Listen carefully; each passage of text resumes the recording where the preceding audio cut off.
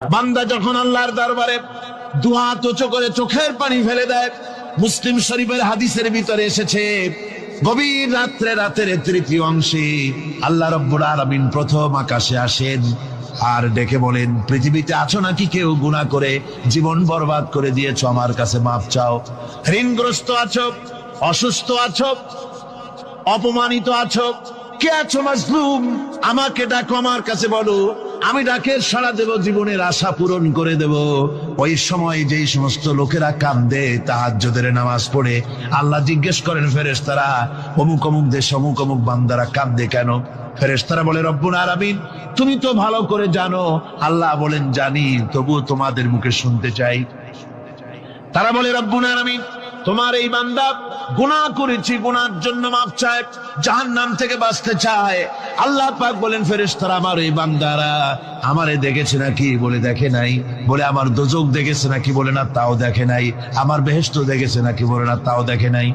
আল্লাহ পাক বলেন, ফেরেশতারা সাক্ষী থাকো, ওরা আমাকে দেখে নাই, আমার বেহেশত দোজখ কিছুই দেখে নাই, শুধুমাত্র আমার নবীর কথা, আমার কোরআনের কথা বিশ্বাস করে আরামের ঘুমকে হারাম করে যেভাবে তারা কাঁদতেছে, সাক্ষী থেকে যাও ফেরেশতারা, আমার রহমতের দরিয়ায় জোশ মেরেছে, আমার ওই ক্রন্দনরত বান্দাগুলিকে আমি আল্লাহ মাফ করে দিলাম।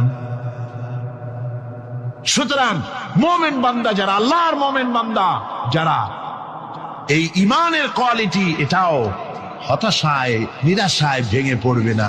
গুনাহ তো মানুষই করে, গুনাহ হয়ে গেছে, মাপ চাও। তোমার গুনাহ কদ্দুর?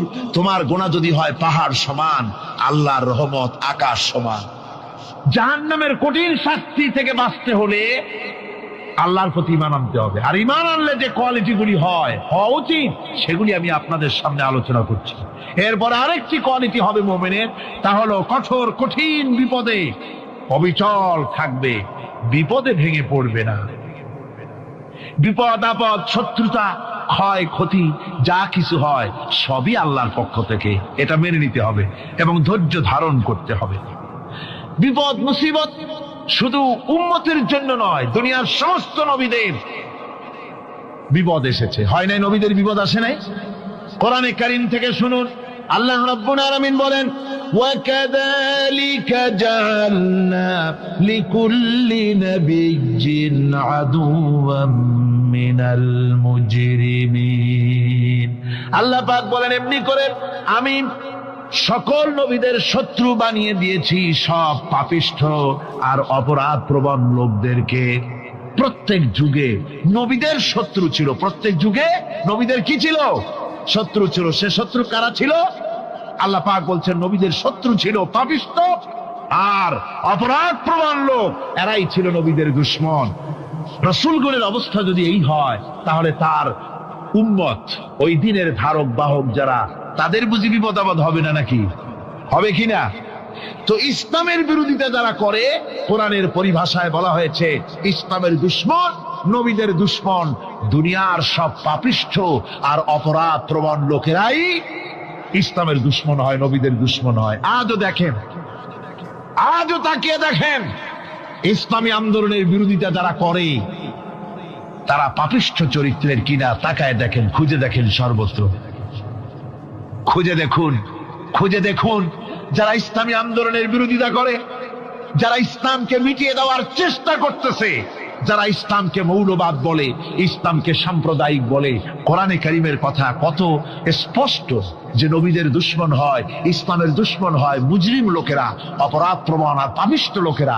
আজও আমরা দেখতে পাই এই শ্রেণীর লোকেরা পাপিষ্ঠ এবং সবচাইতে সমাজের নিকৃষ্ট ধরনের চরিত্রহীন লোক।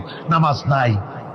আপনি খুঁজে দেখেন, ইসলামী আন্দোলনের বিরোধিতা যারা করছে, যারা নেতৃত্ব দিচ্ছে, নামাজ নাই, রোজা নাই, চরিত্র নাই, হজ নাই, যাকাত নাই, মদ, জুয়া, জেনা, ব্যভিচার ইত্যাদিতে লিপ্ত। চেহারা দেখলে ছেলেপেলেরা 2 গ্লাস পানি খায় ভরসটে। কথা ঠিক কিনা কয়? এই হলো অবস্থা। মারে কেন? মুমিনদেরকে, পয়গম্বরদেরকে, সাহাবীদেরকে এবং ঈমানদারদেরকে মারে কেন? তার কারণ হচ্ছে আল্লাহ রাব্বুল আলামিন বলেছেন, ওয়া মা নাকামু মিনহুম ইল্লা আইয়ুমিনু বিল্লাহিল আজিজিল হামিদ। কাফিররা ঈমানদার লোকদেরকে অন্য কোন অপরাধী নির্যাতন চালায় না, নির্যাতন চালায় শুধু এই কারণে যেহেতু মুমিন লোকেরা পরাক্রমশালী, আল্লাহ রাব্বুল আলামিনের দ্বীনকে কায়েম করতে চায়, তার উপরে ঈমান এনেছে, এই কারণেই তারা মারে। ঠিক কিনা কর? যুগে যুগে নবীদের উপরে, সাহাবীদের উপরে যে অত্যাচার হয়েছে, সে অত্যাচার এই কারণেই হয়েছে, অন্য কোনো কারণে নয়। এই কঠিন বিপদে অবিচলতা এবং ধৈর্যের দৃষ্টান্ত নবীগণ পেশ করেছেন পৃথিবীর বুকে। আমরা দেখেছি ইব্রাহিম আলাইহিস সালামকে আগুনে ফালানো হয়েছে, আছে না কোরআন শরীফে? আমি কিন্তু গল্প করতেছি না, সব কোরআনের কথা। কিসের কথা? ইব্রাহিম আলাইহিস সালামকে আগুনে ফালানো হচ্ছে। অপরাধ কি? অপরাধ হচ্ছে হযরত ইব্রাহিম আলাইহিস সালাম দাওয়াত দিয়েছেন লা ইলাহা ইল্লাল্লাহ। জোরে পড়েন লা ইলাহা ইল্লাল্লাহ, লা ইলাহা লা ইলাহা ইল্লাল্লাহ মুহাম্মাদুর রাসূলুল্লাহ। হযরত ইব্রাহিম আলাইহিস সালাম দ্বীনের দাওয়াত দিয়েছেন, এক আল্লাহর দাওয়াত দিয়েছেন, ঈমানের দাওয়াত দিয়েছেন। আর কোন অপরাধ ছিল না। নমরুদ সহ্য করতে পারল না। কোরআনে কারীমের মধ্যে সব কথাগুলি আল্লাহ পাক এই জন্য বিধৃত করেছেন, এই জন্য কোরআনে কারীমের মধ্যে সব কথা উঠায় দিয়েছেন, যাতে করে মুমিনেরা বিপদ আসলে পরে যেন ঘাবড়ে না যায়। ইব্রাহিম আলাইহিস সালামকে আগুনে ফালানো হচ্ছে। ফেরেশতা বলছে, ইব্রাহিম তোমারে আগুনে ফালায় দাও, হতেছে আমার কাছে সাহায্য চাও, আমার কাছে ক্ষমতা আছে, আগুনগুলো উঠাইয়া নমরুদের বংশ জ্বালায় দেব। হযরত ইব্রাহিম ফেরেশতার কাছে সাহায্য চাইছিলেন নাকি? তিনি বললেন, ফেরেশতা তোমার কাছে সাহায্য কেন চাইব? আমি তো এমন কোন অন্ধ আল্লাহর ইবাদত করি না যেই অন্ধ স্রষ্টা তার গোলামের দুঃখ দুর্দশা না দেখেন। আমি তোমার কাছে সাহায্য চাইব না। হযরত ইব্রাহিম আলাইহিস সালাম পাশ করলেন। কি বলেন, পাশ করছেন না? ঈমানের পরীক্ষায় পাশ। আগুনের মধ্যে হযরত ইব্রাহিমকে যখন ফেলানো হচ্ছে, রব্বুল আলামিন আগুনের প্রতি নোটিশ করে দিলেন, ইয়া নারু কুনি বারদাও ওয়া সালামান আলা ইব্রাহিম। আগুন আমার ইব্রাহিমের জন্য শান্তিদায়ক, ঠান্ডা হয়ে যা। এখন কি আর আগুনের বাপের ক্ষমতা আছে ইব্রাহিমরে পোড়ানো? আর ক্ষমতা নাই। আমার বন্ধুগণ, ইব্রাহিম আগুনের ভিতরে আরামে বসা আছেন, আর ওদিকে নমরুদ বসে বসে দেখতেছে দূর থেকে। ইব্রাহিম তো জ্বলে না, গায়ের মধ্যে আগুন জ্বলে গেল। ডাক দিয়া কয়, আগুন তোর হলো কি? কেন জ্বালাইতে পারিস না আমার দুশমন রে?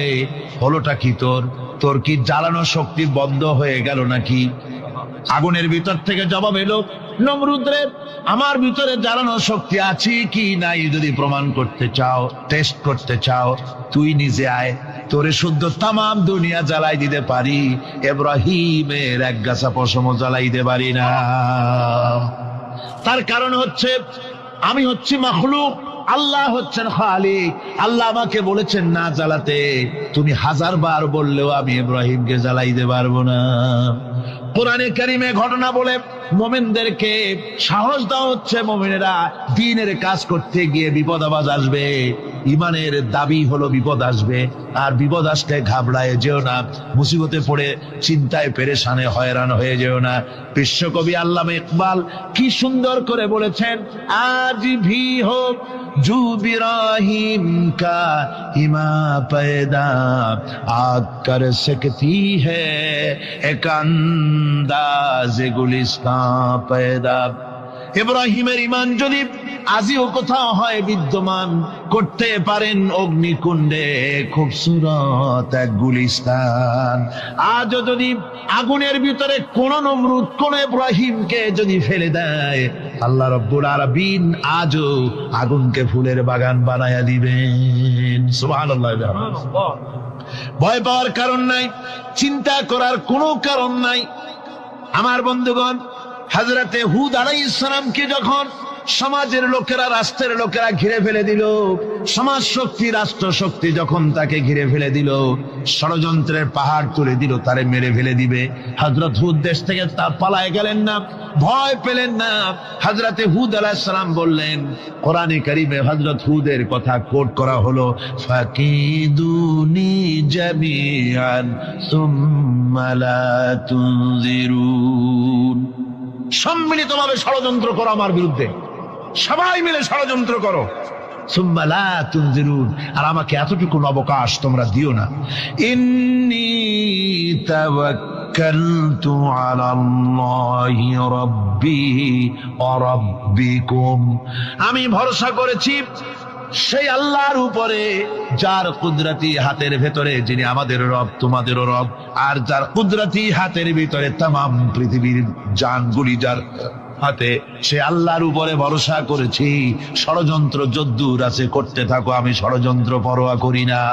সুবহানাল্লাহ। এটাই হলো মুমিনের কোয়ালিটি।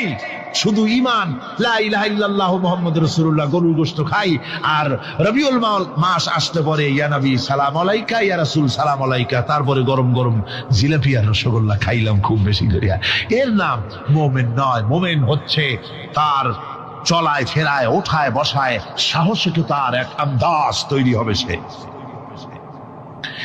আমার ভাইয়েরা, বিপদে অবিচলতা আমাদেরকে পয়গম্বরেরা শিক্ষা দান করেছেন।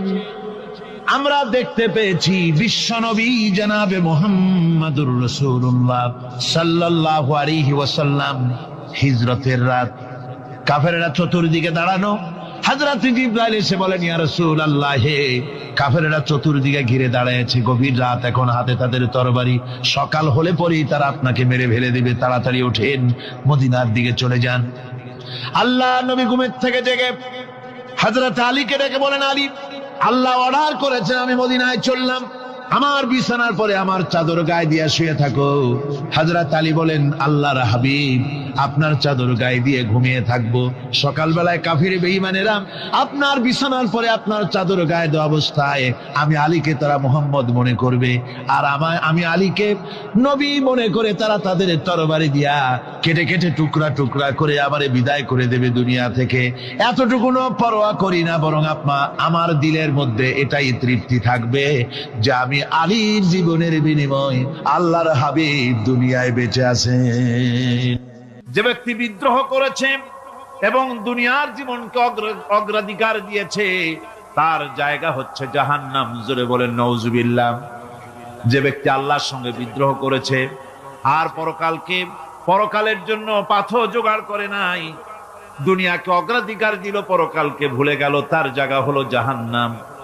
وَأَمَّا مَنْ خَافَ مَقَامَ رَبِّهِ وَنَهَى النَّفْسَ عَنِ الْهَوَى فَإِنَّ الْجَنَّةَ هِيَ الْمَأْوَى। আর যে ব্যক্তি আপন প্রভুর সামনে উপস্থিত হওয়াকে ভয় করেছে এবং আপন প্রবৃত্তিকে লালসা মুক্ত করেছে, লালসার হাত থেকে রক্ষা করেছে, আল্লাহ রব্বুল আলামিন কিয়ামতের দিন তার জন্য রেখে দিয়েছেন জান্নাত। তার জন্য কোন জায়গা? জান্নাত। আমাদেরকে পরকাল ভিত্তিক জীবন যাপন যদি করি, তাহলে কবরের জবাবগুলি খুব আসান হবে। আর যদি পরকাল ভিত্তিক জীবন যাপন না হয়, কবরটা মুসিবত হয়ে যাবে। হযরত ওসমান রাদিয়াল্লাহু তাআলা আনহু কবরের কাছে গিয়ে খুব কাঁদতেন। সাহাবায়ে কেরাম প্রশ্ন করেছেন, হুজুর, রাসূল করিম সাল্লাল্লাহু আলাইহি ওয়াসাল্লাম যখন জান্নাত ও জাহান্নামের ওয়াজ করেন, তখনও তো এত বেশি আপনি কাঁদেন না, যত বেশি কাঁদেন কবরের কাছে এসে, কারণ কি? হযরত ওসমান রাদিয়াল্লাহু তাআলা আনহু বলতেন, আমার সাথীরা, আমি আমার হাবিবের কাছে, আল্লাহ রাব্বুল আলামিনের রাসূলের কাছে আমি শুনেছি, এই কবরটাই হলো প্রথম স্টেশন, এই কবরটাই হলো প্রথম ইমিগ্রেশন কাউন্টার। এই জায়গায় যদি কেউ ধরা পড়ে যায়, কারো যদি চার্জশিট হয়ে যায়, সব জায়গায় ধরা পড়ে যাবে, হাসরে মিজানে সিরাতে কোনো জায়গায় নাজাত পাবে না। আর এই কবরটা যদি কেউ মুক্তি পেয়ে যায়, মিজান, সিরাত, হাসর সব জায়গা থেকে আল্লাহ তারে ভালোভাবে পার করে দিবেন। এটা হলো আসল জায়গা, মারাত্মক জায়গা, খুব মারাত্মক জায়গা। আমি এটাকে ইমিগ্রেশন কাউন্টার বলেছি আমার ভাষায়। ইমিগ্রেশন কাউন্টার যারা বিদেশ ভ্রমণ করেছেন তারা জানেন। লন্ডন যাবেন, আমেরিকা যাবেন, সৌদি আরব যাবেন, যে কোনো বিদেশে যাবেন, গেলেই পাসপোর্ট তারা দেখবে। পাসপোর্টে আপনার ন্যাশনালিটি কোনটা সেটাই তারা জানতে চাইবে। আপনি কোন দল করেন এটা তারা জানতে চাইবে না। আপনি কোন ভাষায় কথা বলেন তাও তাদের জানার দরকার নেই। প্রথমেই তারা আপনার ন্যাশনালিটি দেখবে, আপনার আইডেন্টিটি কি তারা জানতে চাইবে। তারপরে যদি স্যাটিসফ্যাক্টরি হয় আপনাকে ভিসা দিয়ে ভেতরে ঢুকবার ব্যবস্থা করে দেবে। আর যদি তারা স্যাটিসফাইড না হয় তাহলে আপনাকে মেহমানখানায় ঢুকানো হবে গ্রেফতার করে। কবর হচ্ছে এ ধরনের একটি ইমিগ্রেশন কাউন্টার। কবরের ভিতরে মানুষ যখনই রাখা হবে সঙ্গে সঙ্গে দুজন ফেরেশতা আসবে। কবরের কাছে যারা এসেছিল দাফন হয়ে যাওয়ার পর এই লোকগুলি 40 কদম যেতে যতক্ষণ লাগে এর মধ্যেই দুজন ফেরেশতা এসে যাবে। এসে জিজ্ঞেস করবে, মান রব্বুকা, তুমি কোন দল করতে, ওটা তাদের জানার দরকার নেই। চাকরি কিসে করতেন ওটা জানার দরকার নেই। ব্যবসা করতেন না চাকরি করতেন প্রয়োজন নেই। প্রথমেই জিজ্ঞাসা করা হবে ন্যাশনালিটি, প্রথমেই জিজ্ঞাসা করা হবে তার ন্যাশনালিটি সম্পর্কে, তার আইডেন্টিটিটা কি, এবং সেটাকে সত্যায়িত করার জন্য, বোঝার জন্য 3টি প্রশ্ন। প্রথম প্রশ্ন, মান রব্বুকা ওয়া মা দীনুকা ওয়া মান নাবিয়্যুকা, তোমার রব কে, তোমার দ্বীন কি, তোমার নবী কে। যদি এই ব্যক্তি বেঈমান হয়, মুনাফিক হয়, সে বলবে হায় হাতা লা আদরি, হায় হাতা লা আদরি, জানি না, আমার রবকে আমি জানি না। তোমার দিন কি, দিন কারে কয় বুঝি না। এরপরে আল্লাহর নবী জনাবে মুহাম্মদ রাসূলুল্লাহ সাল্লাল্লাহু আলাইহি ওয়াসাল্লামকে দেখানো হবে, বলা হবে মা কুনতা তাকুলু ফি হাদার রাজুল, এই ব্যক্তি সম্পর্কে তোমার ধারণা কি নিকে, বলবে আমি চিনি না। নাউযুবিল্লাহ। বাস, এরপরে তার যা হবার তাই শুরু হয়ে যাবে। আর যদি বান্দাটা মুমিন হয়, প্রশ্ন করা হবে মান রব্বুকা, জবাব দেবে রব্বি আল্লাহ, আমার রব আল্লাহ রাব্বুল আলামিন। ওয়া মা দীনুকা, দীনুনা ইসলাম, আমার দিন হচ্ছে ইসলাম। এরপরে আল্লাহর নবীকে দেখানো হবে। কয়েক রকমের বর্ণনা আছে, কোন বর্ণনায় আছে হুজুরের আকারে দেখানো হবে, অথবা রাসূলকে সরাসরি দেখানো হবে। বলা হবে মা কুনতা তাকুলু ফি হাদার রাজুল, এই লোকটি সম্পর্কে ধারণা কি। মুমিন ব্যক্তি বলবে হাদা নবিয়ুনা মুহাম্মাদুর রাসূলুল্লাহ সাল্লাল্লাহু আলাইহি ওয়াসাল্লাম, ইনি আমার তো সেই নবী মুহাম্মাদুর রাসূলুল্লাহ সাল্লাল্লাহু আলাইহি ওয়াসাল্লাম। আমরা যেন এই রকমের জবাব দিতে পারি, আল্লাহ কবুল করো। সকলে জোরে কোন আমিন।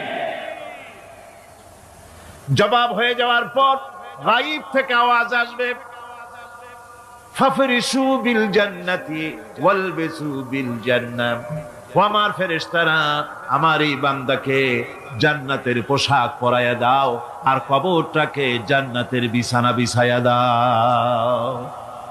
জান্নাতের পোশাক পরাইয়া দাও, জান্নাতের বিছানা বিছাইয়া দাও। ইলা মাদ্দা বাসারিহি, তার চোখের দৃষ্টি যত দূর যায় কবরটা ততটা প্রশস্ত করে দাও। এরপর বেহেশতের পোশাক পরাইয়া, বেহেশতের বিছানা বিছায়া ফেরেশতা বলবে নূম কানাউমুল উরুস, ঘুমিয়ে যাও। দুলামিয়া যেমন বাসর সজ্জায় নতুন বউ নিয়ে আরামে ঘুমায়, এরকম আরামে ঘুমায় যাও। ইলা ইয়াউমিল কিয়ামা, কিয়ামত পর্যন্ত ঘুমায় থাকবে, আরামে ঘুমিয়ে থাকবে। এরপরে সিংহায় ফুৎকার হবে, সিংহার ফুৎকারের আওয়াজে তার ঘুম ভেঙে যাবে। বলবে ইয়া ওয়াইলানা মান বাআসানা মিন মারকাদিনা, হায় আফসোস, আমার এত আরামের ঘুম থেকে কে আমাকে জাগ্রত করলো, আমার ঘুমটারে নষ্ট করলো কে। আওয়াজ আসবে, হাযা মা ওয়াদার রহমান ওয়া সাদাকাল মুরসালুন। এটা হচ্ছে রহমানের সেই ওয়াদা, আর মুরসালিনরা, নবীরা সত্য কথাই বলেছিলেন। সেই কিয়ামত অনুষ্ঠিত হচ্ছে। আমার বন্ধুগণ, সেজন্য এই দুনিয়ার মোহে পড়ে থাকলে পরে দুনিয়ায় যারা অগ্রাধিকার দিবে দুনিয়াকে পরকালের তুলনায়, জবাব দিতে পারবে না কবরের ভিতরে গিয়া। আর যারা পরকালকে অগ্রাধিকার দিবে, দুনিয়ার চাইতে পরকালকে বেশি অগ্রাধিকার দেবে, আর আল্লাহর ভয় কলিজার ভিতরে রাখবে, কবরের জবাব সঠিকভাবে দিতে পারবে, কিয়ামতের দিন আল্লাহ রাব্বুল আলামিন তাদের জন্য জান্নাত দান করবেন। জোরে বলেন আমিন। দুনিয়াটা হচ্ছে দুনিয়া যেখানে আমরা আছি। আমি আগেই বলেছি, দুনিয়া হচ্ছে আদনা শব্দ থেকে এর উৎপত্তি হয়েছে। তুচ্ছ, নিকৃষ্ট, এটার দাম নাই, এটার মূল্য নাই। হযরত ইবনে কাইয়িম রাহিমাহুল্লাহ নওয়ারাল্লাহু মারকাদাহু ওয়া জাআলাল জান্নাতা মাথওয়াহু। হযরত ইবনে কাইয়িম তিনি বলছেন, সুন্দর করে বলছেন দুনিয়া সম্পর্কে, মা মাদা ফিদ দুনিয়া আহলামুন ওয়া মা বাকিয়া মিনহা আমানি ওয়াল ওয়াক্তু বাইনাহুমা দাইউন। মা মাদা ফিদ দুনিয়া আহলামুন, জীবনের যে অংশ ফেলে এসেছি সেটা আজ একটা স্বপ্ন। ওয়া মা বাকিয়া মিনহা আমানি, আর জীবনের যে অংশ সামনে বাকি আছে সেটা এখন একটা আকাঙ্ক্ষা। ওয়াল ওয়াক্তু বাইনাহুমা দাইউন, আর এর মাঝখান থেকে সময় সব চলে যাচ্ছে।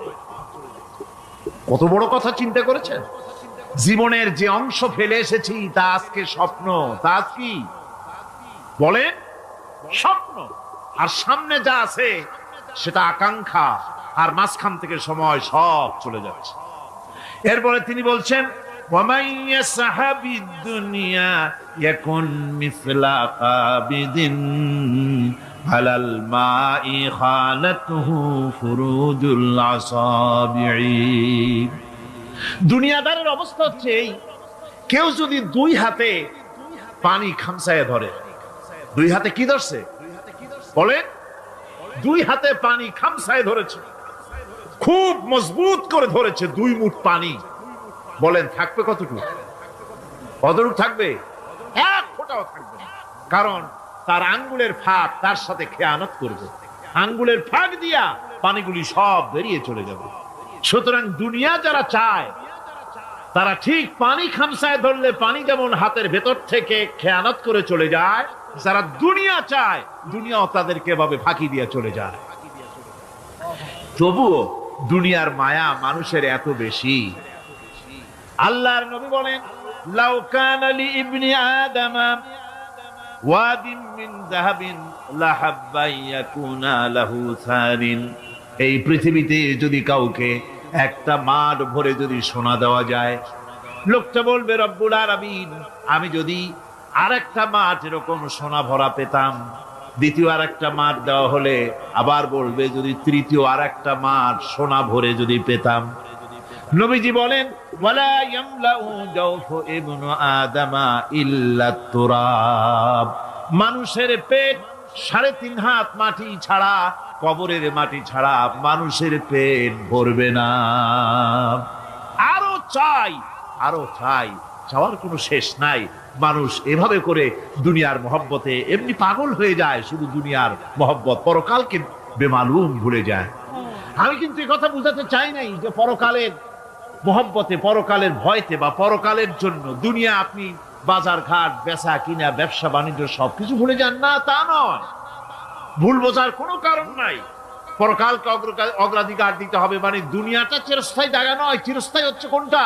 আখিরাত। চিল্লা এখন কোনটা? সুতরাং এখানে যা করতে হবে, আখিরাতে জবাবদিহিমূলক জীবন যাপন করতে হবে। আপনি ব্যবসা করবেন, ওজনে কম দিতে পারবেন না, আপনি খাদ্যে ভেজাল দিতে পারবেন না, চুরি করতে পারবেন না, ডাকাতি করতে পারবেন না, জেনা করতে পারবেন না, বদমাশি করতে পারবেন না, মদ খেতে পারবেন না, সন্ত্রাসী হতে পারবেন না, হাইজ্যাকার হতে পারবেন না, চাঁদাবাজ হতে পারবেন না, মুনাফাখোর হতে পারবেন না, আপনি চোরা কারবারি হতে পারবেন না, ঘুষখোর হতে পারবেন না, সুদখোর হতে পারবেন না। এই সব কাজ পরকালকে বিশ্বাস করলেই এ সমস্ত কাজ থেকে মানুষ বিরত থাকতে পারে। কথা ঠিক কিনা? এটাই হচ্ছে কথা। সুতরাং এই পৃথিবী থাকবে না, এটা কি চিরকাল থাকবে না? এর একটা পরিসমাপ্তি ঘটবে। যেমন করে সারা বছর লেখাপড়া করার পর কলেজে, বিশ্ববিদ্যালয়, মাদ্রাসায়, হাই স্কুলে, সব জায়গায় সারা বছর লেখাপড়া করার পর যেমন পরীক্ষা দেওয়ার একটা দিন আসে, সারা বছর ব্যবসা করার পর হিসাব নিকাশ করার যেমন একটা সময় আসে, সারা মাস চাকরি করার পর বেতন পাওয়ার যেমন একটা দিন আসে, সারা জীবন চাকরি করার পর পেনশন পাওয়ার যেমন একটা সময় আসে, অনুরূপ ভাবে এই দুনিয়া যেদিন শেষ হয়ে যাবে, আল্লাহ নির্ধারিত সময় শেষ হয়ে যাওয়ার পর একটা সময় আসবে যখন আল্লাহ রব্বুল আলামিন সব শেষ করে দিবেন, লন্ড ভন্ড হয়ে যাবে, কিছুই থাকবে না। কোরআনে কারিমে আল্লাহ সব বলেছেন, কোরআনে সব আল্লাহ বলে দিয়েছেন। আল্লাহ পাক বলেন এই পৃথিবীর সব কেমন ভাবে ধ্বংস হবে তার চিত্র আল্লাহ পাক কোরআনে কারিমে তুলে ধরেছেন। ইযাস সামাউ ফাতারাত ওয়া ইযাল কাওয়াকিবু তাসারাত ওয়া ইযাল বিহারু ফুজ্জিরাত ওয়া ইযাল কুবুরু বু'সিরাত। যখন আকাশসমূহ দীর্ণ বিদীর্ণ হয়ে যাবে, তারকাগুলি বিক্ষিপ্ত হয়ে ছিটকে পড়বে, আর সমুদ্রগুলি উচ্ছ্বসিত হয়ে পড়বে, কবরগুলি সব তার ভেতরে যা আছে উদ্গীরণ করে দেবে, তারকাগুলি স্থিমিত হয়ে যাবে।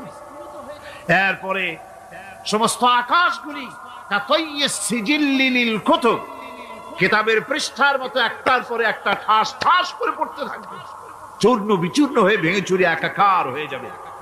পাহাড়গুলিকে উড়িয়ে দেওয়া হবে, চন্দ্র এবং সূর্য একাকার হয়ে যাবে।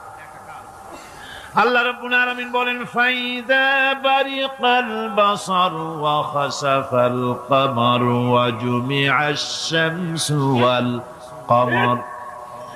চক্ষু যখন বিস্ফারিত হয়ে যাবে, চাঁদ যখন তার আলো হারিয়ে ফেলবে, সূর্য যখন তার আলো হারিয়ে ফেলবে, চাঁদ আর সূর্য সব একাকার হয়ে যাবে, সেই সময়ের অবস্থাটা কি চিন্তা করো। মানুষ হয়রান হয়ে দৌড়াদৌড়ি করবে। ওয়াহুমিলাতিল আরদু ওয়াল জিবালু ফাদুক্কাতা দাক্কাতান ওয়াহিদা। জমিন এবং পাহাড়গুলির মধ্যে আল্লাহ রাব্বুল আলামিন সংঘর্ষ বাঁধিয়ে দিবেন, পাহাড়গুলি ভেঙে চুরে টুকরা টুকরা হয়ে যাবে, পাহাড়গুলি উঁচু করে জমিনের উপরে আছাড় মেরে আল্লাহ রাব্বুল আলামিন ভেঙে চুরে চুরমার করে দিবেন। সুবহানাল্লাহ। ওয়া তাকুনুল জিবালু কালইহনিল মানফুস। পাহাড়গুলো পেঁজা ধোনা তুলার মতো করে উড়িয়ে দেওয়া হবে, পাহাড় উড়ে যাবে। সুবহানাল্লাহ। পাহাড় পাথরের তৈরি করা পাহাড়, এই পাহাড়গুলি তুলার মতো হয়ে উড়বে কিভাবে? আমি এই দৃশ্য নিজের চোখে কিছুটা হলেও দেখছি। আজ থেকে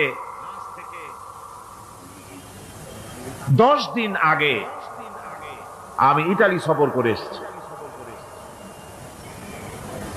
ইতালির রাজধানী রোম। রোম প্রাচীন সভ্যতার লালন ভূমি। কোরআনে কারিমে সূরায়ে রোম রয়েছে। এই রোম সেই রোম। এখানের বাদশার কাছে রাসূল করিম সাল্লাল্লাহু আলাইহি সাল্লাম হেরাক্লিয়াসের কাছে চিঠি পাঠিয়েছিলেন। সেই রোম 12 থেকে 15 হাজারের মতো বাংলাদেশি মুসলমান সেখানে আছে। জুমার দিন, যেদিন আমি গেলাম তার পরের দিনই জুমা ছিল। জুমার নামাজ পড়লাম ভ্যাটিকানের কাছেই, বিশাল মসজিদ। ইউরোপের ভিতরে সবচাইতে বড় মসজিদ এটা। হরম ইসলামের দুশমনদের রাজধানী। সেইখানে যখন আজান হচ্ছে আশহাদু আন্না মুহাম্মাদার রাসূলুল্লাহ, আমার অনুভূতির কথা আপনাদেরকে বোঝাতে পারবো না, কি অনুভূতির সৃষ্টি হয়েছে আমার ভেতরে। ভ্যাটিকানের পোপ এক পাশে, কিছু দূরেই ভ্যাটিকান, ওটা হচ্ছে গোটা পৃথিবীর সমস্ত খ্রিস্টানদের কাবা, ভ্যাটিকান। তার পাশেই বিশাল মসজিদ, সেখানে নামাজ পড়লাম। চিন্তার ভেতরে আসলো আল্লাহ রাব্বুল আলামিন তার হাবিবের নাম, তার তাওহীদ, তার রিসালাতকে কিভাবে বিশ্বময় ছড়িয়ে দিলেন। আবু জাহেল চাইছিল মুহাম্মদ সাল্লাল্লাহু আলাইহি ওয়াসাল্লামকে স্তব্ধ করে দেবে মক্কার জীবনেই। কত বদনাম, সাহের, কাহেন, কাযযাব, শায়ের, নাউযুবিল্লাহি মিন যালিক, কত গালাগালি করলো। আর আল্লাহ শোনালেন, হাবিব চিন্তার কোনো কারণ নাই, ওয়ারাফা'না লাকা যিকরাক, আমি আপনার প্রশংসা বিশ্বময় ছড়িয়ে দেব। সুবহানাল্লাহি ওয়া বিহামদিহি। হরম প্রোগ্রাম শেষ করে আমাকে তারা নিয়ে গেল, যেটা আমি বলছি সফর কাহিনী শোনাবার সময়টা না, যেহেতু এর সঙ্গে প্রাসঙ্গিক সেজন্য বলছি। পাহাড় কেমনে তুলার মতো হয়ে উড়বে তার নজির দেখেছি। রোম শহর থেকে 300 মাইল দূরে, 300 কিলোমিটার দূরে নেপোলিয়ান বোনাপার্ট তার বাড়ি, এবং ওটা তার নামে একটা প্রভিন্স। ভূমধ্য সাগরের পারে ভিসুভিয়াস, পৃথিবীর সবচাইতে বড় আগ্নেয়গিরি, সেটা দেখাতে নিয়ে যাওয়া হলো আমাকে। যে পাহাড়টা পৃথিবীর মাটি থেকে তার চূড়া হচ্ছে 3 মাইল উঁচু, এর 2 মাইল গাড়িতে করে ঘুরে ঘুরে যাওয়া যায়, এরপর আর গাড়িতে যাওয়া যায় না, বাকিটুকুন যেতে হবে হেঁটে হেঁটে। পাহাড়ের উপরে অক্সিজেন কম, বেশ কষ্ট হচ্ছিল উঠতে। জীবনে প্রথম পাহাড়ে চড়েছি, জাবালে নূর, রাসূল করিম সাল্লাল্লাহু আলাইহি সাল্লামের উপরে যেখানে ওহী হয়েছিল সর্বপ্রথম। পাহাড় চড়ার একটা অভিজ্ঞতা ওখান থেকে আমার কিছুটা হয়েছিল। খুব কষ্ট হলো বাকি 1 মাইল উঠতে। যখন ভিসুভিয়াসের একদম শীর্ষে চলে গেছি, সেখানে গিয়ে আমার সাথে 15-20 জন লোক ছিল। আমি নিজেই আল্লাহু আকবার বলে আমার গলা থেকে আওয়াজ বেরিয়ে গেল। আমি দেখতে পেলাম ভিসুভিয়াসের শীর্ষে বিশাল গর্ত। আমার মনে হয় গর্তটা এই মাঠের 1/4 হবে, এই মাঠের 1/4 হবে গর্তটা। সেই গর্তটার গভীরতা হচ্ছে 1.5 কিলোমিটার। এইখান থেকে পাথরগুলি উত্থিত হয়েছে, আগ্নেয়গিরি পাথর আগুনে গলে লাভা হয়ে এগুলি পাহাড় বেয়ে উপচে পড়েছে, চতুর্দিকে 12 মাইল ছড়িয়ে গিয়েছে। আমার মনে পড়লো ওয়াকুদুহান নাস ওয়াল হিজারা, জাহান্নামের আগুনের ইন্ধন হবে মানুষ আর পাথর। আমি সেখানে সেজদায় পড়ে গিয়া কানলাম আর বললাম, আল্লাহ জাহান্নামের আগুন হারাম করে দিও আমাদের জন্য। পাথর কিভাবে গললো, গলে পাথরগুলি গলে পুড়ে চতুর্দিকে পড়েছে আর ছিটকেছে, চতুর্দিকে ছিটকে পড়েছে। সেই পাথরগুলি ছিটকে ছিটকে যেগুলি পুড়ে পড়েছে, সেগুলিকে দূরে সাদা রঙের বলে মনে হয়, কোনোটা সাদা কোনোটা কালো, মনে হয় যেন তুলার মতো হয়ে পড়ে আছে চতুর্দিকে। 1944 সনে তৃতীয়বারের মতো ভিসুভিয়াস অগ্নিগিরি যে অগ্নি উৎপাত করে, তাতে আশেপাশের 12 মাইল এলাকা এফেক্টেড হয়ে যায়। পাথরগুলি গলে এভাবে বিধ্বস্ত করে দিয়েছে। এখান থেকে এখানে জোহরের নামাজ, আসরের নামাজ আমরা পড়লাম, আল্লাহর কাছে খুব দোয়া করলাম। এখনো ধোঁয়া উঠতেছে, এখনো পাহাড়ের ফাটল দিয়ে ধোঁয়া উঠছে। একজন হাত দিয়ে আমাকে বলল যে খুব গরম লাগে ধোঁয়াগুলি। ওখানকার লোকেরা বলল যে ভেতরে এখনো আগুন আছে, তবে সুপ্ত, যে কোনো মুহূর্তে আবার তা জাগ্রত হতে পারে। আমরা সেখান থেকে নেমে এলাম। একটু কিছু দূর গিয়েই সেখানে হলো পম্পেই শহর। এই পম্পেই শহরটা হচ্ছে ঈসা আলাইহিস সালামের জন্মের 2000 বছর আগে এই শহর তৈরি হয়। ঈসা আলাইহিস সালামের জন্মের 179 বছর পর ভূমিকম্প হয়। সেই ভূমিকম্পে গোটা পম্পেই শহরটা পৃথিবীর মানুষের চোখের আড়াল হয়ে যায়, ধ্বংস হয়ে যায়, মাটির তলায় গরক হয়ে যায়। আজ থেকে 200 বছর আগে মাটি খনন করতে গিয়ে এই শহর আবিষ্কৃত হয়। পুরা শহরটা খুঁড়ে তারা বের করেছে 180 হেক্টর জমিনের উপরে এই বিশাল শহর। ঘুরে ঘুরে দেখলাম, গাড়ি চলে না সেখানে, পায়ে হেঁটে দেখতে হলো। প্রশস্ত রাস্তা। আজ থেকে 4000 বছর আগের মানুষেরা রাস্তা বানাতে জানতো পাথর দিয়ে, এবং রাস্তার দুধারে তাদের ছিল ফুটপাথ, পানির ব্যবস্থা, নগরায়নের সব রকমের সুযোগ সুবিধা। তারপরে সেখানে বিচারালয়, এরপরে দোকানপাট, বাজার ঘাট, সবকিছুর ব্যবস্থা রয়েছে।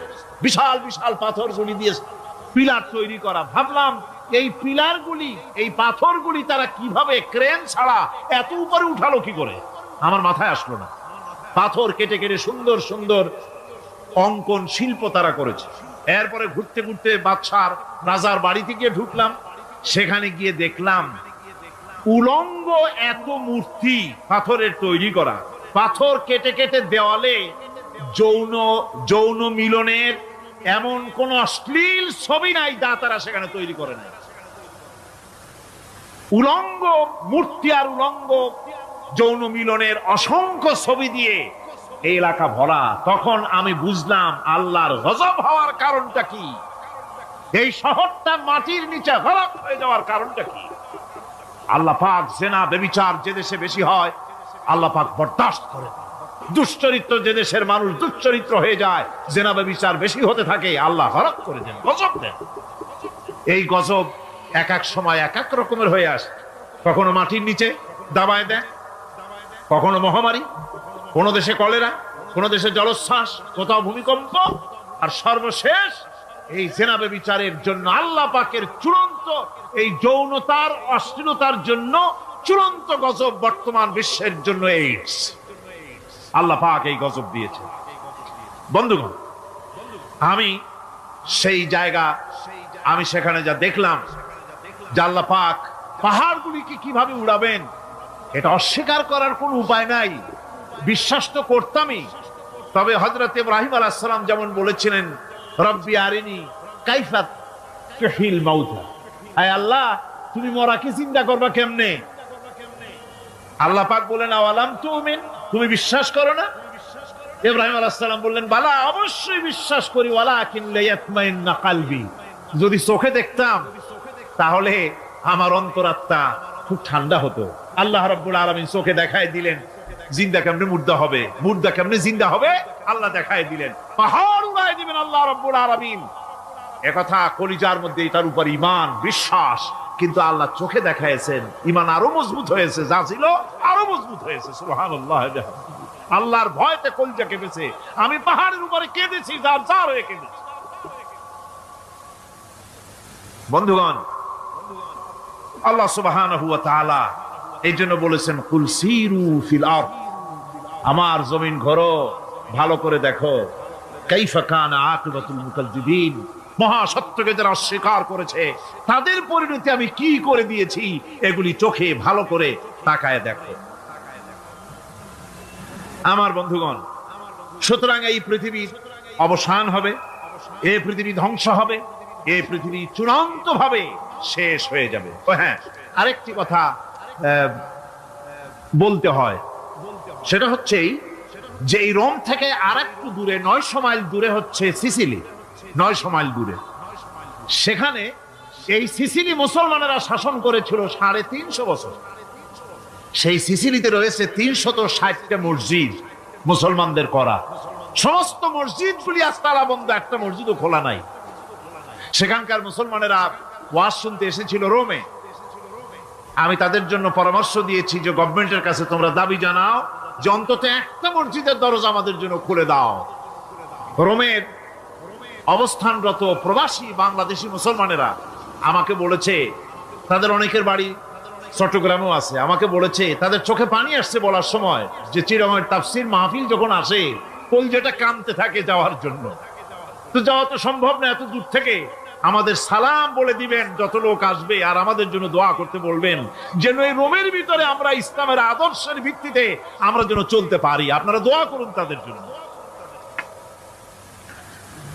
ভাইরা আমার, এই পৃথিবী একদিন পরিসমাপ্তি ঘটবে এবং আল্লাহর দরবারে আমাদেরকে উঠতে হবে এবং সেখানে আমাদের বিচার হবে। সেখানে আমাদের কি হবে? বিচার হবে। আল্লাহ পাক বিচারটাকে নির্ভুল করার জন্য, সঠিক করার জন্য প্রত্যেকের গলায় আমলনামা ঝুলায় রাখছে, এখানে রেকর্ডের ব্যবস্থা করা হয়েছে। আল্লাহ পাক বলছেন ওয়া কুল্লা ইনসানিন আলজামনাহু তাইরাহু ফি উনুকিহি ওয়া নুখরিজু লাহু ইয়াওমাল কিয়ামাতি কিতাবান ইয়ালকাহু মানশুরা। আল্লাহ পাক বলেন প্রত্যেকের ভালো মন্দ কর্মফল, কর্মলিপি আমি তার গলায় ঝুলায় রেখেছি। কিয়ামতের দিন সে নিজের কাছে স্পষ্ট সব দেখতে পারবে, কোনো জিনিস বাদ পড়বে না। তার গলায় তার আমলনামা ঝুলানো আছে, সব রেকর্ড হতেছে। আমরা যা করছি সবগুলি রেকর্ড হয়ে যাচ্ছে। বর্তমান বিজ্ঞানীরা আবিষ্কার করেছে যে মানুষের শরীরের ভিতরে ডিএনএ আছে, রক্তের ভিতরে ডিএনএ,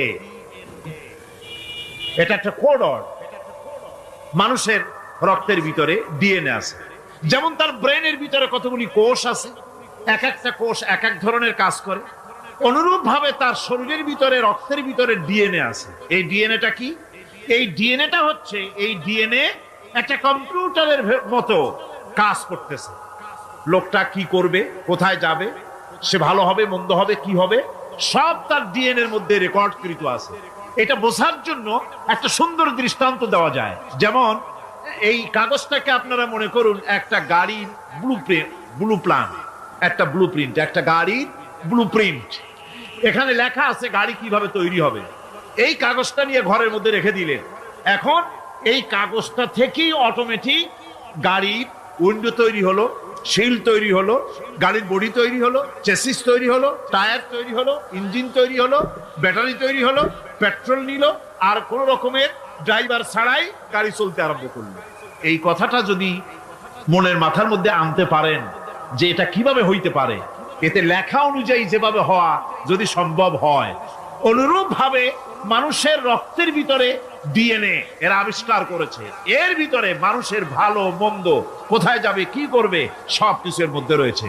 কোরআনে কারীমে আল্লাহ রাব্বুল আলামিন, আমি গত বছরও বলছিলাম যে বিজ্ঞানের আবিষ্কার যত বাড়বে কোরআন বোঝা মানুষের জন্য তত সহজ হবে। কোন সুবহানাল্লাহ। কোরআন বোঝা মানুষের জন্য তত সহজ হবে। সুতরাং মানুষের গলার সাথে আল্লাহ পাক বলছেন যে একটা আমলনামা আমি ঝুলাই দিয়েছি তার গলার সাথে, সে যা করতেছে ওখানে সব লিপিবদ্ধ হচ্ছে, কম্পিউটারাইজড, কম্পিউটারের মতো এগুলি সব গ্রহণ করতেছে। এগুলি কিয়ামতের দিন তার সামনে হাজির করা হবে। কিয়ামতে যখন আমলনামা তার সামনে দিয়ে বলা হবে ইকরা কিতাবাকা কাফা বিনাফসিকাল ইয়াওমা আলাইকা হাসিবা, তাকে বলা হবে নিজের কর্মলিপি নিজেই পড়ো, আজ তুমি তোমার নিজের হিসাব নিতে যথেষ্ট। বন্ধুগণ, এই মাহফিলে যত লোক আমরা বসে আছি, আমরা আমাদের হিসাব নিতে যথেষ্ট না আরেকজন লাগবে? কোন আমরা যথেষ্ট কিনা? কথা বোঝেন নাই। আমি বলতে চেয়েছি এটা, আমরা যদি এখন চোখ বুঝে চিন্তা করি যে পিছনের জীবনে কি করেছি, মনে পড়বে নাকি পড়বে না? বলেন সবাই, পড়বে কি পড়বে না? ছোটবেলায় কবে পায়ের নিচে কাঁটা ফুটেছিল, কবে কোথায় আছাড় খেয়েছিলেন, কবে কার বেল তাল আম কাঁচা আম চুরি করে খেতে গিয়ে কিল খেয়েছিলেন, তাড়া খেয়েছিলেন, তাকে এখন মনে নাই? আছে। তাহলে কিল, ওই তাল বেল চুরি করতে গিয়ে যে কিলটা খাইছিলেন সেটাও মনে আছে, ভালো মন্দ সব মনে আছে। তাহলে কোন হোটেলের রুমে কি করছিলেন, কোন স্কুলে কোন কলেজে কি করছিলেন, তারপরে জীবনে ছোট বড় ঘটনাগুলি চোখ বুঝতে মনে পড়বে না? এবার হিসাব করেন, মনে যদি পড়ে এবার হিসাব করেন আপনি জান্নাতি না জাহান্নামী। আপনি আপনার নিজের হিসাব নেওয়ার জন্য যথেষ্ট। তাকে হিসাব করতে বলা হবে, তোমার হিসাব, তোমার নিজের হিসাব নেওয়ার জন্য তুমি যথেষ্ট, তোমার হিসাব তুমি নিজেই করো, এটা পড়ো। আর সেই কিয়ামতের দিন কোনো সাহায্যকারী মিলবে না। লান তানফাকুম আরহামুকুম ওয়ালা আওলাদুকুম ইয়াউমাল কিয়ামা। লান তানফাকুম, কিয়ামতের দিন কোনো ফায়দা হবে না, অবশ্যই কোনো ফায়দা হবে না, কোনো উপকারে আসবে না। কিয়ামতের দিন তোমার সন্তান, তোমার স্ত্রী, তোমার মাল, তোমার সম্পদ কোনো উপকারে আসবে না কিয়ামতের ময়দানে। সেদিন সব তোমার সাথে বিচ্ছ করবে, সব পালায় যাবে। সেখানে উৎকোষেরও কোনো কারবার নাই যে ঘুষ টুস দিয়া, ফেরেশতাদের কোন রকম বুঝবাজ দিয়া, আলাদা কোনো চোরাগলি পথ দিয়া একেবারে ফুট করে ভেসতে চলে যাবেন, এমন কোনো সুযোগ নাই। অনেকে বলে হুজুর এমন কিছু দোয়া শিখায় দেন যাতে ওই সব জেহাদ বোমা এগুলি খুব ভয় পাই, ও সব রাস্তা টাস্তা না, খুব সহজে কিছু দোয়া দুরূদ করিয়া আস্তে করে জান্নাতে চলে যাওয়া যায়, এরকম একটা দোয়া, এরকম একটা পথ বলে দেন। আমি বলি ভাই, এরকমের কোন চোরাগলি আমার রাসূল আবিষ্কার করতে পারেন নাই।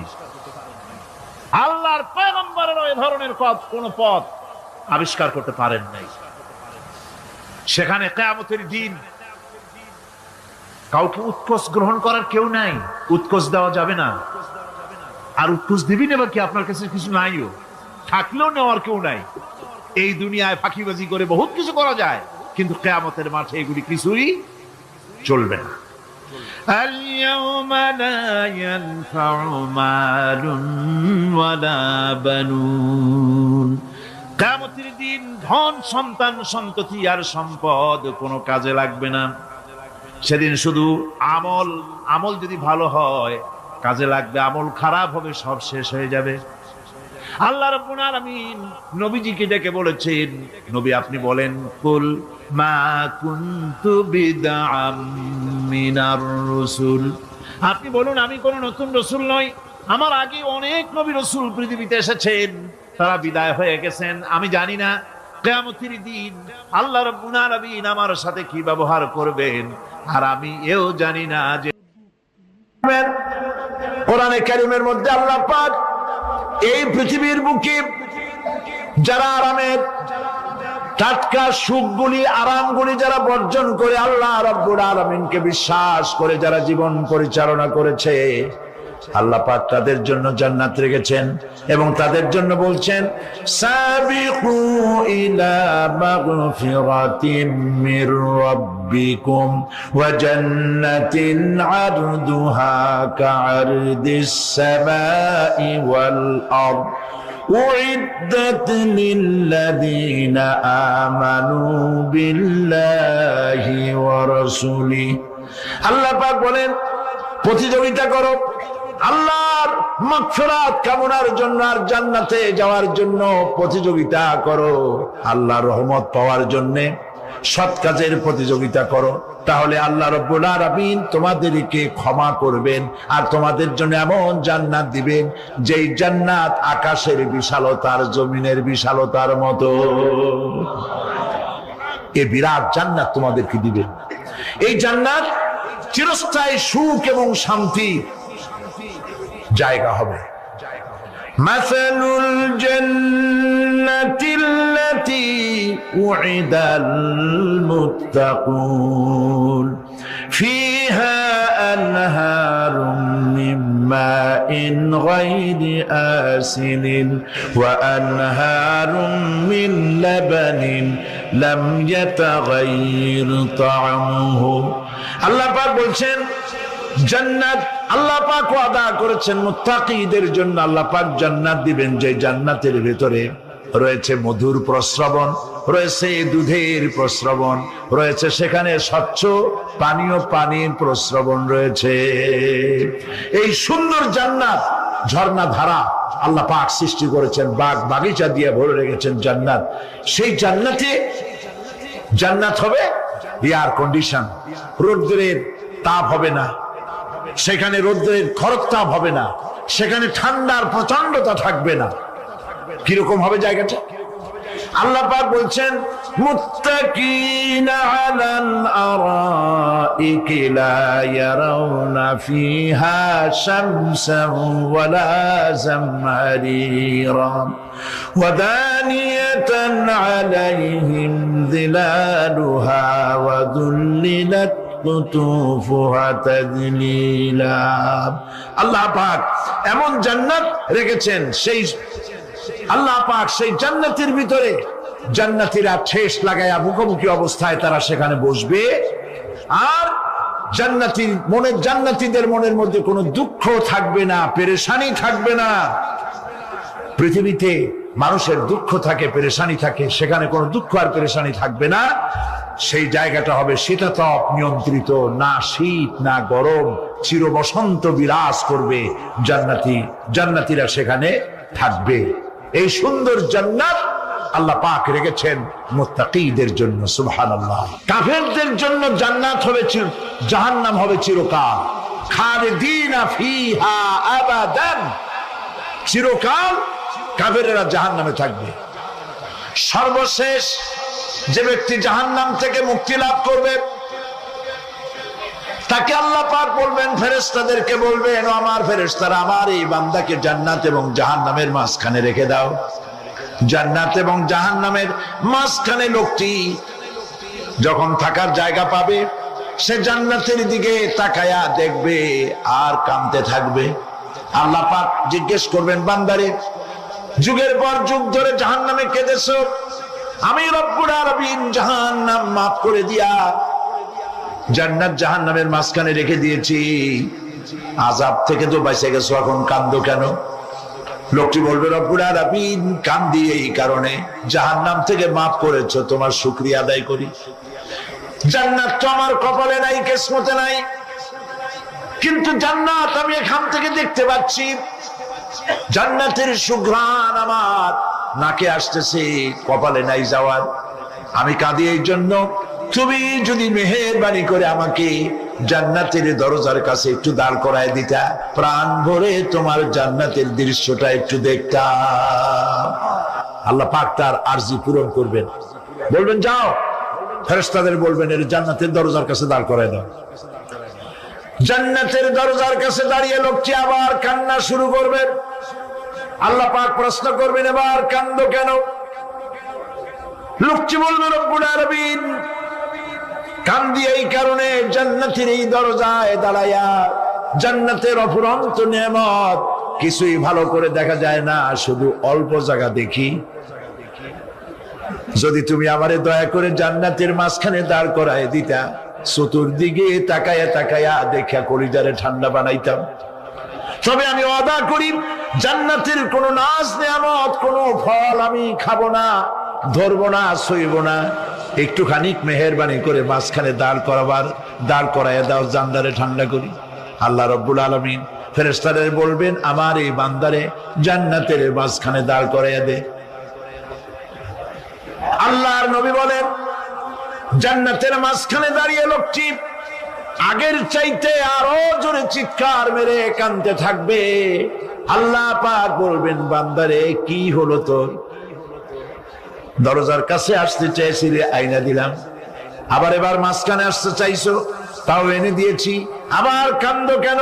লোকটি বলবে, রব্বুল আলামিন এবার কান্দি এই জন্যে, তুমি যখন দয়া করে একটিবার জান্নাতের মাঝখানে এনে আমাকে দাঁড় করায় দিয়েছো, তুমি রহমান রহিম গফুরুর রহিম, এই জান্নাত থেকে আবার আর বাইর করে দিও না। আল্লাহ রাব্বুল আলামিন বলবেন, ও আমার বান্দারে, আমার এই জান্নাত তোর খুব পছন্দ হয়েছে নাকি? লোকটি বলবে, রব্বুল আলামিন কলিজা ঠান্ডা হয়ে গেছে, ভাবতেও পারি নাই জান্নাত এত সুন্দর। আল্লাহ পাক বলবেন, বান্দারে, এরকম একটি নয়, দুইটা নয়, তোর জন্য আমি 10টা জান্নাত এরকম রিজার্ভ করে রাখছি। সুবহানাল্লাহ। আল্লাহ পাককে ভয় করে পৃথিবীর সমস্ত পাপ থেকে যারা নিজেকে রক্ষা করবে আল্লাহ তাদের জন্য এই জান্নাত রেখে দিয়েছেন। সুবহানাল্লাহ। সেই জান্নাতের রিসিপশন আপনারা আন্দাজ করতে পারবেন না রিসিপশন কারে কয়। কি এর প্রধানমন্ত্রী আর প্রেসিডেন্ট 4-5টা পুলিশ আর আর্মি আসে একটা ছট করে সেলুট মারলো, বাস শেষ হয়ে গেল, এরকম না। জান্নাতীদেরকে রিসিপশন দেওয়া হবে। জান্নাতীরা যখন আল্লাহর হুকুমে জান্নাতের দিকে যেতে লাগবে, আর যখন জান্নাতের কাছে চলে যাবে আল্লাহ রাব্বুল আলামিন শোনায় দিচ্ছেন, হাত্তা ইযা জাউহা ফুতিহাত আবওয়াবুহা ওয়া ক্বালা লাহুম খাযানাতুহা সালামুন আলাইকুম তিবতুম ফাদখুলুহা খালিদিন। সুবহানাল্লাহ। জান্নাতীরা যখন জান্নাতে প্রবেশ করার দরজার মুখোমুখি হবে, দ্বার রক্ষীগণ তখন বলবে, সালামুন আলাইকুম, আল্লাহর শান্তি তোমাদের উপরে বর্ষিত হোক। সুবহানাল্লাহ। দুনিয়ার টাটকা টাটকা সুখগুলি 2 পা দিয়ে ঠেলে দিয়েছো, টাটকা সুখগুলি গ্রহণ করো নাই, হারাম খাও নাই, আল্লাহর দ্বীন কায়েমের জন্য রক্ত দিয়েছো, জীবন দিয়েছো, কষ্ট করেছো, আল্লাহকে ভয় করেছো, আমাদের সালাম গ্রহণ করো, জান্নাতের মধ্যে ঢুকে যাও চিরকালের জন্য। সুবহানাল্লাহ। আর বাইরে হওয়া লাগবে না, চিরকাল এই জান্নাতের মধ্যে তোমরা বসবাস করতে পারবে, আল্লাহ রাব্বুল আলামিনের ফেরেশতারা বলে দিবেন। জান্নাতের মধ্যে আল্লাহ পাক হুরদের সঙ্গে জান্নাতীদের বিয়ের ব্যবস্থা করে দিবেন। কোরআনে কারিমে আল্লাহ পাক বলেন, মুত্তাকিনা আলা সুরুরিন মাসফুফাতিন ওয়া যাওয়াজনাহুম বিহুরিন ঈন। সামনাসামনি ভাবে সাজানো সারি সারি আসন সমূহের উপর তারা ঠেস লাগায় বসে থাকবে, আর আল্লাহ রাব্বুল আলামিন হুরদের সাথে জান্নাতীদের বিয়ের ব্যবস্থা করে দিবেন। যেসব হুরের সঙ্গে বিয়ে হবে তাদের আল্লাহ পাক বিবরণ দিচ্ছেন কি রকম হবে তারা। লাম ইয়াতমিসহুন্না ইনসুন ওয়ালা জান। এর পূর্বে জিন এবং ইনসান এদেরকে কেউ স্পর্শ করে না। কি রকম তারা? কাআন্নাহুন্নাল ইয়াকুতু ওয়াল মারজান। যেমন ঝিনুকের ভিতরে মণিমুক্তা থাকে, এইভাবে আল্লাহ পাক তাদেরকে পবিত্র করে রেখে দিয়েছেন। আমার প্রিয় ভাইরা, আল্লাহ রাব্বুল আলামিন কোরআনে কারীমের ভিতরে বলেছেন, ফাবিআইয়ি আলা'i রাব্বিকুমা তুকাযযিবান। জান্নাত দান করে আল্লাহ পাক এবার জান্নাতীদেরকে সম্বোধন করে বলবেন, ইয়া ইবাদি লা খাউফুন আলাইকুমুল ইয়াওমা ওয়ালা আনতুম তাহজানুন। হে আমার বান্দারা, লা খাউফুন আলাইকুমুল ইয়াওম, আজ আর কোনো ভয় নাই। সুবহানাল্লাহ, সুবহানাল্লাহ।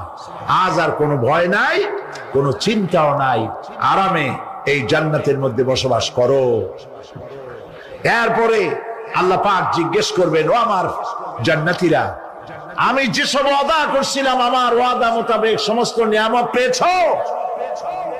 তারা বলবে, হ্যাঁ পেয়েছি, সব নিয়ামত আপনার ওয়াদা মোতাবেক সব পেয়েছি। আল্লাহ রাব্বুল আলামিন বলবেন, সব পাও নাই, ওয়ালাদাইনা মাজিদ, আমার কাছে আরো বেশি আছে। সুবহানাল্লাহ, আমার কাছে আরো বেশি আছে। জান্নাতীরা বুঝবে না সে আরো বেশিটা কি, এর থেকে আর বেশি কি। প্রিয় ভাই সব, নবী করিম সাল্লাল্লাহু আলাইহি সাল্লাম বলেছেন, জান্নাতের সুখ আর শান্তি কোন চোখ নাই যা দেখেছে, যা কোন অন্তঃকরণ নাই যা কল্পনা করতে পেরেছে। এই জান্নাত মুত্তাকিদের জন্য আল্লাহ রাখছেন। সুবহানাল্লাহ। জান্নাতীরা ভাবতেও পারবে না সেই নিয়ামতগুলি কি। প্রিয় ভাই সব,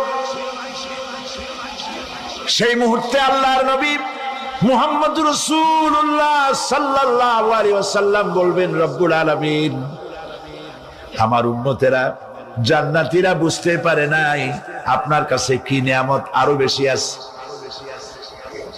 আমার এই উম্মতেরা জান্নাতীরা আপনার ওয়াদা মোতাবেক সব পেয়েছে, কিন্তু একটি জিনিস এখনো তাদের কিসমতে হয় নাই।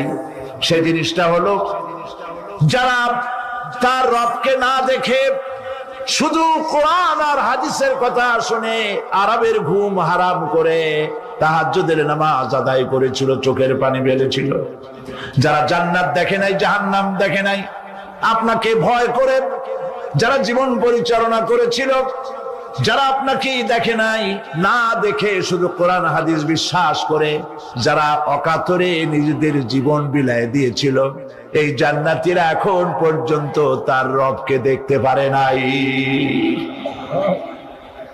আল্লাহ রাব্বুল আলামিন তার সামনে থেকে ৭০,০০০ পর্দা সরে যাবে। আল্লাহ পাক বান্দাদের আরজি পুরা করার জন্য জান্নাতীদের সামনে তিনি জালোয়া ফরজ হবে। কোরআন শরীফের ভিতর আল্লাহ পাক বলেন, জান্নাতীরা তারা আল্লাহর দিকে, জান্নাতীরা তার রবের দিকে তাকিয়ে থাকবে, আর রব তার বান্দাদের দিকে তাকায়া থাকবে। প্রাণ ভরে জান্নাতীরা রবকে দেখবে, সুবহানাল্লাহ, আল্লাহ পাককে দেখবে। প্রাণ খুলে আজ দোয়া করি রব্বুল আলামিন জান্নাতের যেই পরিবেশে যেই জায়গায় তুমি দয়া করে তোমার গোলামদেরকে তুমি নিজেই দর্শন দিবে, দেখা দিবে। মনিব গো, ও আমাদের রব, আজ এই বিশাল জনসমুদ্র নিয়ে তোমার দরবারে আবেগ ভরা কণ্ঠে বলি, যেই অনুষ্ঠানটি তুমি এমন মুবারক অনুষ্ঠান করবে যেখানে তুমি জান্নাতীদেরকে দেখা দিবে, ওই জান্নাতের কোন একটি, ওই অনুষ্ঠানের কোন একটি কোনায় কানায় আমাদেরকেও দাঁড় করাইয়া দেখার তুমি।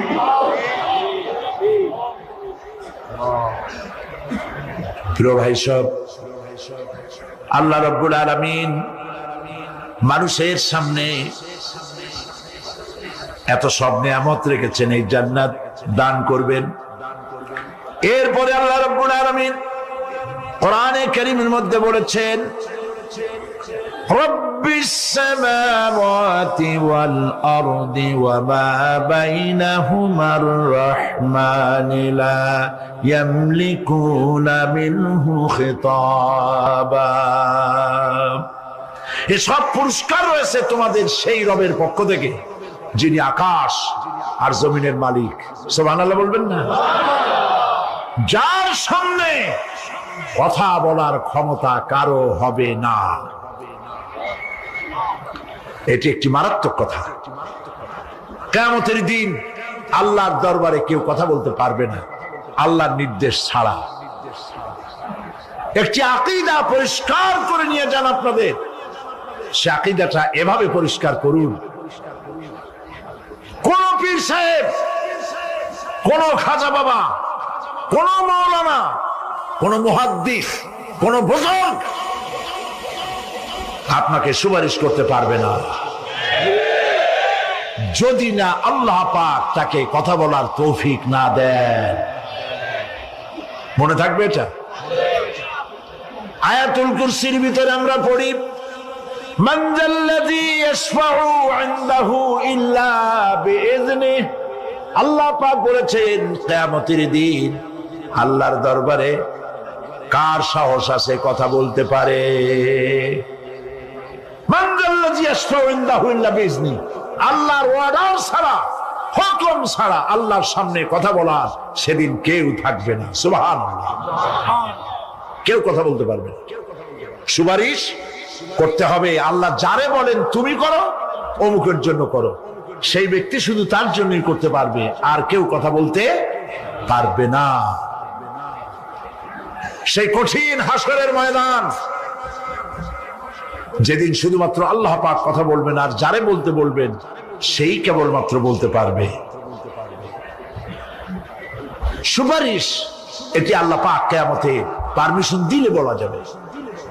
হযরত ইব্রাহিম আলাইহিস সালাম, হযরত ইব্রাহিম আলাইহিস সালাম কিয়ামতের দিন তার নিজের পিতা সম্পর্কে সুপারিশ করবেন। রব্বুল আলামিন, আমার আব্বার জন্য সুপারিশ করতেছি, মেহেরবানি করে জাহান্নাম থেকে তারে আপনি রক্ষা করুন। আল্লাহ রব্বুল আলামিন বলবেন, ইব্রাহিম তোমার সুপারিশ মঞ্জুর হবে না। প্রিয় ভাই সব, একটু মাথা খাটান, চিন্তা করেন। উলুল আযম পয়গম্বর, জাতির পিতা। কে জাতির পিতা? চিল্লায় বলুন, কলিজা সাফ করে ফেলুন। মুসলমানদের জাতির পিতা হাবিজ হাবি কেউ হতে পারে না।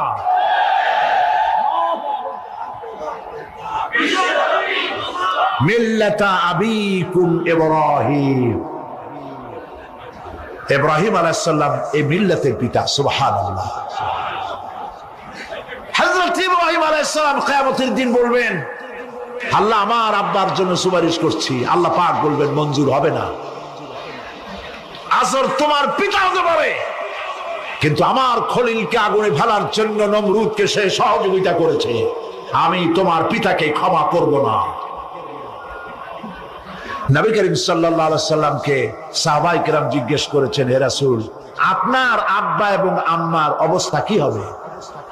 নবী করিম সাল্লাল্লাহু আলাইহি সাল্লাম কেঁদে ফেলেছেন, সব বলেছেন, আমি তাদের কোনো উপকারে আসব না। আল্লাহু আকবার। আপনি মনে করছেন নাকি যে ইয়া নবী সালাম আলাইকা বলি অমনি নবী সুপারিশ পাবেন? এত সহজ। কতগুলো রসগোল্লা খাইলেন আর বড় একটা মিছিল করলেন আর অমনি চলে যাবেন? পৃথিবীর সব মানুষ, সাহাবায়ে কেরাম বাদ দেন, পৃথিবীর সমস্ত মানুষ একত্রিত হয়ে আবু তালেব রাসূলুল্লাহকে যে ভালোবেসেছেন, ওর 1000 ভাগের 1 ভাগও সারা দুনিয়ার মানুষ রাসূলুল্লাহকে ভালোবাসতে পারবে? পারবে? নিজের ছেলে আলীকে, আলী রাদিয়াল্লাহু তাআলা আনহুকে আলাদা বিছানায় শোয়াইয়া, ছোট্ট মানুষ হযরত আলী আলাদা জায়গায় রাখিয়া মুহাম্মদুর রাসূলুল্লাহ সাল্লাল্লাহু আলাইহি ওয়াসাল্লাম এতিম মানুষ তারে কলিজার সাথে বুকের মধ্যে আশ্রয় দিয়ে আগলে রেখেছেন বুক ভরে। সেই আবু তালেব মৃত্যুর সময় নবী করিম সাল্লাল্লাহু আলাইহি ওয়াসাল্লাম বলেছিলেন, চাচা একটি বার আমার কানে তাওহীদের কালেমা শোনায় দেন। আবু তালেব, তার কিসমতে ছিল না কালেমা। মরে যাওয়ার পর একজন সাহাবী বলেছিলেন, ইয়া রাসূলুল্লাহ, মৃত্যুর সময় আবু তালেবের মুখ আমি নড়তে দেখেছি, তিনি কালেমা পড়েছেন সম্ভবত।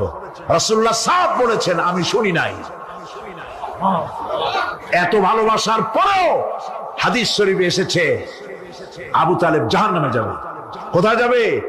জাহান্নামে। সবচাইতে কম আযাব হবে কার? আবু তালেবের। কম আযাবটা কি?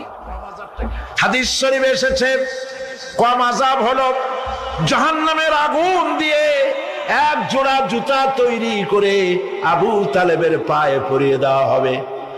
সেই জাহান্নামের আগুনের তৈরি করা জুতার তাপে আবু তালেবের মাথার ঘিলুগুলো টকবক করে বউ পড়তে লাগবে। এত ভালোবেসে যদি কিয়ামতে উপায় না হয়, আপনি ইয়া নবী সালাম আলাইকা, ইয়া রাসূল সালাম আলাইকা আর কতগুলো জিলাপি খাইলেন, বড় একটা মিছিল করলেন। প্রিয় ভাই।